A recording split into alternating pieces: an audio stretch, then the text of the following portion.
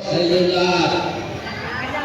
Kumusta po kayo? Bago po ako magpatuloy, gusto ko muna bumati sa inyo punong barangay si Kapitan Tracy Del Rosario at kanyang mga kagawad at ang inyong presidente si Tres Dore Suniga at ang kanyang mga opisyales at may kasama po ako ang coordinator may Congresswoman Mila Magsaysay na United Senior Citizen Party List, si Sir Eddie Gaborni at spokesperson ni Congresswoman Mila Magsaysay ng Senior Citizen United Senior Citizen Party List, Ma'am Gina Gaborni.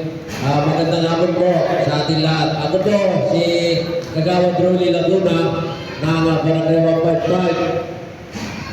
Presidente po ng Federation ng South Caloocan. Pag sinabi niyo po sa Caloocan is mula Barangay 1 hanggang Barangay 164 po. Kaya kami nandito dahil sa imbita ng inyong presidente. Kaya pwede po kayo magtanong kung ano yung tatanungin nyo.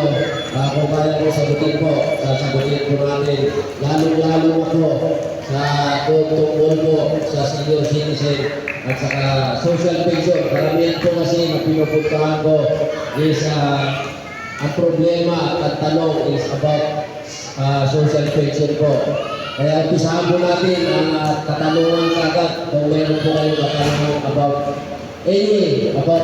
senior citizen po. Sino po yung magtatanong?